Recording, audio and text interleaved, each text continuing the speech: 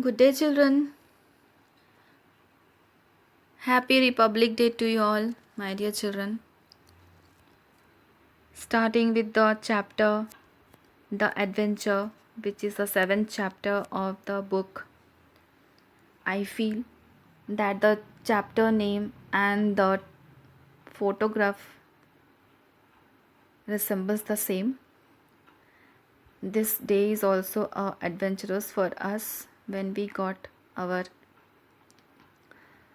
all the rules and regulations which we have to follow. So starting with the chapter adventure, what do we feel by this word? That's something different, something which is not usual, something which is not common. Here also in this chapter, you will be seeing that how the author, through his main character, tried to explain us the different state of our mind, how our mind shifts from one thought to another thought. He tried a lot. Let's see how he has done this one. The name of the chapter, The Adventure, the author Jayant Narlik. As I have said that how our author tried to convince us that within few seconds, within few minutes, how we travel from one state of mind to another state of mind. If we are sitting in classroom, immediately we goes to our house also, we goes to tuition also, we goes to another market also, we go to playground also. So in that condition is also mentioned here. Let's see, a very beautiful story, a storyline is very beautiful, and in between you will be seeing how our state of mind jumped, in what the vast difference is there, you will find through the story. The main character name is Professor Gangadhar Pant Gaitonde. Beginning it is not given. In the next paragraphs you will be seeing. Let's start, children. The Jijamata Express sped along the Pune-Bombay route considerably faster than the Deccan Queen. There was no industrial township outside Pune. The first stop, Lonavala, came in 40 minutes. The Ghat section that followed was no different from what he knew. The train stopped at Karjat only briefly and went on at even greater speed. It rode through Kalyan. Here, the main character or our character, that is Professor Gaitonde, he is traveling, he is going to Bombay, and Pune Bombay route he has taken, and he is crossing the stations one by one, and its speed is more than another train name is given as the Deccan Queen. Meanwhile, the racing mind of Professor Gaitonde had arrived at a plan of action in Bombay. Indeed, as an historian, he felt he should have thought of it sooner. He would go to a big library and browse through history books. That was the surest way of finding out how the present state of affairs was reached. He also planned eventually to return to Pune and have a long talk with Rajendra Deshpande, who would surely help him understand what happened. That is, assuming that in the world there existed someone called Rajendra Deshpande. The train stopped beyond the long tunnel. It was a small station called Sarhad. An Anglo-Indian in uniform went through the train. So here, children, while traveling to Bombay or Mumbai, our Professor Gaitonde started planning his plan of action, that what he is going to do in Mumbai. First of all, he will go to the library and he will read, he will collect the information and so many things what is there in his mind, and actually he is going to find out some information that how we reach to this present condition. So for that he has to read the books, and the better place is our library only. So one place called Sarhad, there one TT also came, that is Anglo-Indian, because it is this story took place around our Independence Day only, that's why. Anglo-Indian. Many people are there. This is where the British Raj begins. You are going for the first time, I presume? Khan Sahib asked. Here, this another traveler, another passenger, Khan Sahib, he is also going to Peshawar. So he spoke to our professor and understood that he is going for the first time. Yes, the reply was factually correct. Gangadhar Pant had not been to this Mumbai before. He ventured a question, and Khan Sahib, how will you go to Peshawar? This train goes to the Victoria terminus. I will take the Frontier Mail tonight out of Central. How far does it go? By what route? Bombay to Delhi, then to Lahore, and then Peshawar. A long journey. I will reach Peshawar the day after tomorrow.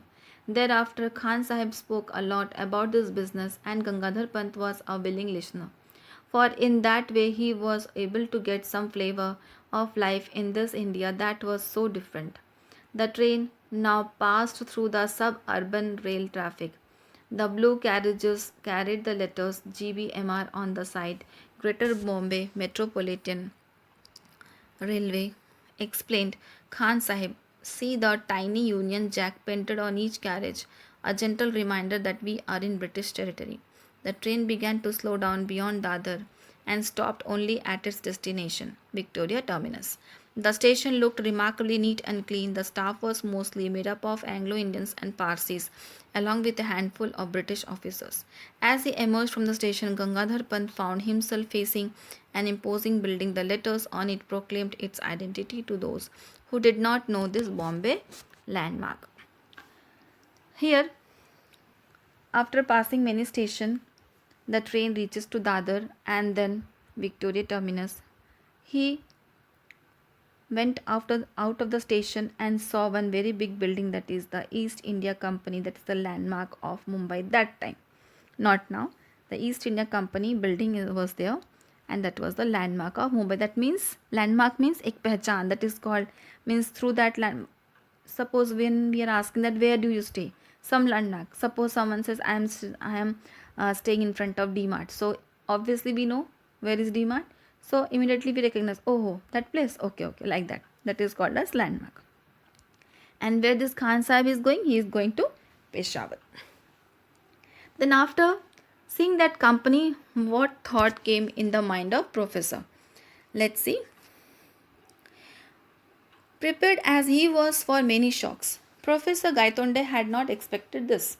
The East India Company had been wound up shortly after the events of 1857. This was thought by whom? Gangadhar Pant. But what he saw after 1857 also it is flourishing. So it's a shock for him. At least that is what, and from where he got the information, from the history books. Yet here it was not only alive but flourishing. So history had taken a different turn. Perhaps before 1857, how and when had it happened, he had to find out. As he walked along Hornby Road, as it was called, he found a different set of shops and office buildings. There was no handloom house building. Instead, there were Boots and Woolworth. See, children, here so many companies' name you will be seeing, all are under the Britishers. So another shock for him, that instead of Indian setup, he is seeing the Britishers setup. He turned right along Home Street and entered Forbes building. Another building now, another shop, third number shop. See, here he will search for someone and he is not going to get it. That is his son. I wish to meet Mr. Vinay Gatonde, please, he said to the English receptionist. She searched through the telephone list, the staff list, then through the directory of employees of all the branches of the firm. She shook her head and said, I am afraid I can't find anyone of that name, either here or in any of our branches. Are you sure he works here? This was a blow. That means another very big shock. Okay, not totally unexpected. If he himself were dead in this world, what guarantee that his son would be alive? Indeed, he may not even have been born. He thanked the girl politely and came out. It was characteristics of him. That means here he doesn't worry that, oh, let it be. Something happened, oh, it's okay. Like that, he is not breaking his head over the matter. He's like that only.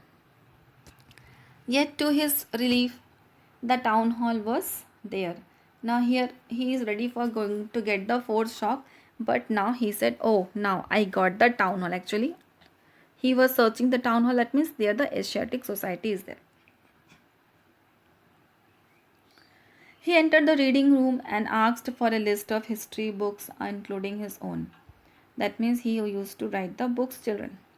His 5-volume duly arrived on his table. See, children, here he will read all the volumes of history and so all the old history is given. So I am not going to read, but the last second paragraph, which is important, I am going to read.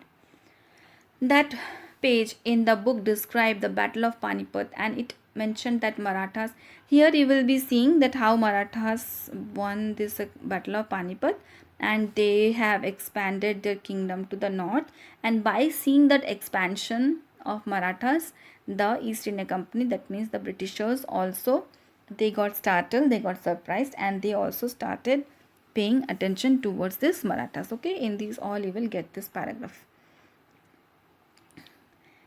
So, their victory in the battle was not only a great morale booster to the Marathas, but it also established this paragraph that which I explained just now. That Britishers, now they were startled, they were shocked, now they are also paying attention towards this Marathas.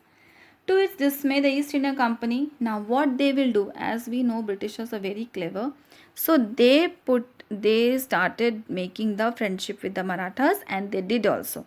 So this last paragraph we will be seeing how they did.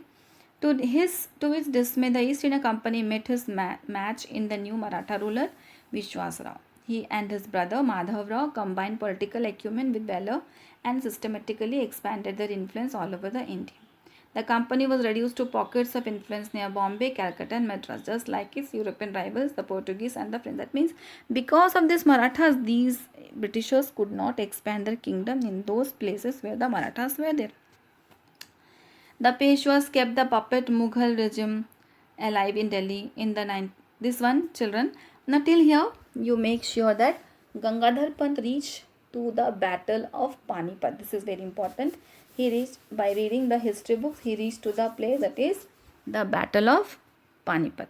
Rest you will see how the mindset of Gangadhar Pant changed and where did he reach.